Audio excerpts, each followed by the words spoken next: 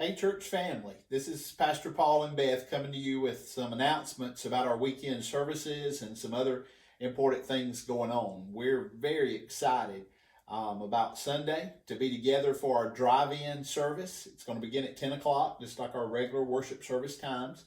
And we're hopeful that you'll be able to come. Let me tell you that in just a moment on the screen, you're going to see a little diagram of how we want you to come into the building and where you'll be parking. We're going to have some deacons out there helping to direct traffic for us and get all that taken care of. So you'll be able to see that. We're also going to put it on the website, so you can go there and take a look at it as well, just so you know kind of where to go when you get there. Beth's going to have some great music planned for Sunday, and we're going to have a great time together worshiping. We will ask a couple things. We'll ask everybody to kind of stay in your car. I've had somebody to say that they've got small kids and may stand in the back of the truck. That's fine. But we just don't want to be really getting too close to each other right now and practice our social distancing like we've been asked to do. Beth, tell us a little bit about what you're going to do with Sunday school this week. Since we're going to be doing our service on Sunday morning at 10, we won't be able to do Sunday school at 9 o'clock. That won't give us enough time to do that like we've been doing it. And so we're going to do Sunday school on Sunday at 6 o'clock p.m. So there'll be a Zoom meeting for that, and we'll put up a link for that and hope everybody can join us at 6 o'clock on Sunday for Sunday school. And that's just a reminder, that's for everybody that wants to be a part of that. So that'll be Sunday at 6 p.m. And so you just come along and be a part of that. If you haven't been on a Zoom meeting yet, it's not as fun as being together in person, but it's a great tool, and we're able to communicate, talk back and forth. It's easy to do. Anybody can do it. You call me or Beth, and we'll help you get set up on it. It's simple. So please check out the link. That's all you need. If you click on the link when you find it this weekend at about 6 o'clock, then you'll be able to jump right in the meeting and be a part of a Sunday school lesson. Let me tell you one other thing that is happening Sunday, and that's that 10% of all of our offerings for this Sunday, we're going to give to a church in need. I won't tell you the name of that church today because it is a local church within the Piedmont Baptist Association, but it's a small church of about attendance of 50 or less, and they're a church that does not have the blessing of extra reserve like we certainly have right now and are doing pretty well financially. And so when you give Sunday, your tithes and offerings to Mount Carmel, we're going to take 10% off the top of that, and we're giving it to that church. And we're not keeping any of that 10%. We're going to give it directly to them for their ministry to help them in this time. So I hope you'll be excited about that. And maybe it would encourage you to give a little extra this week, to do something extra. Also, if you want to designate money to that, after you give your tithe, you're welcome to do that. We'll be more than glad to send them whatever we receive for that. Another need is, and of course, you all know about the storms that went through this week. And I would say if anybody has any needs, some help getting some stuff cleaned up, please let us know. We'd like to get some men to help us do that, or to help you do that. But the Beaver Dam Baptist Association is in the Seneca community. They're actually located downtown Seneca. They've been ministering to folks all week long. And obviously, you've seen the pictures and know there's just total devastation in Seneca.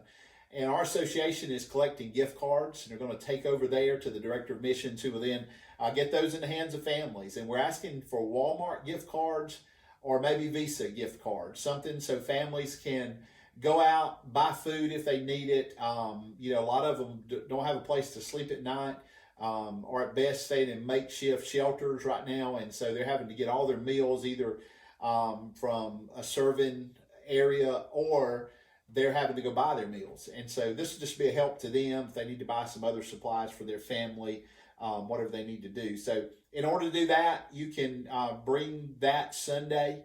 I will tell you this, to receive offering Sunday, you'll drive around the building, and you'll see this on the diagram.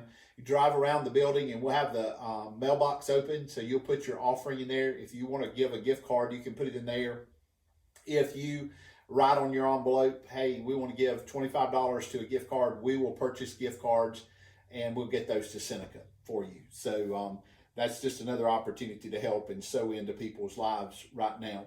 The last thing we want to mention to you is the 24 hours of prayer coming up May the 7th.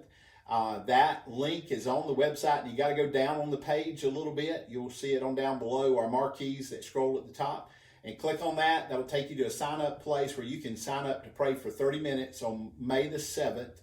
And we're going to do it for 24 hours that day. If we're back in the building, we don't know if we will be or not, we'll ask you to come to the building and do that. If we're not, then we'll ask you to pray at home, or maybe during the daylight hours to come prayer walk around the building. Our specific prayer during that day will be praying for our nation and praying for revival in the church, our church, and in the church universal. And so that's going to be our focus. We'll have a prayer guide for you. But please go ahead now and be signing up. 48 slots, praying for 30 minutes. Actually, take that back. There's 46 slots, because 1 hour of that time from 7 o'clock to 8 o'clock on that evening will be a corporate prayer time. And we'll do that in the building if we're able. If not, we'll do it by Zoom. And so that'll be another opportunity to be involved in a corporate prayer time by Zoom. So we hope you'll be a part of that. Anything else, Beth, that you can think of tonight? Can't think of anything. Hey, We miss y'all. Yes, we do, greatly. And I want to just encourage you with a couple verses from the Bible that I hope will be a reminder to you today of our good God. Lamentations 2:22 and 23 says, "The steadfast love of the Lord never ceases. His mercies never come to an end.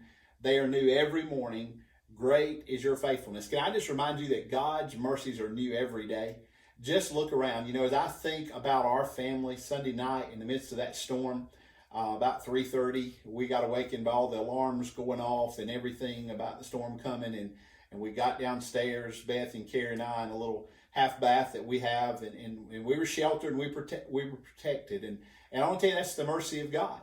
And I'm grateful for that. I realize some people didn't experience that same protection, but they still experience His mercy because they're still alive. Some lost loved ones, and they're seeking God's mercy today. But I want to remind you that God's mercies are new every day. And I hope you'll look for those good things God's doing, even in the midst of COVID-19, even in the midst of all this quarantine that we want to get out of so badly.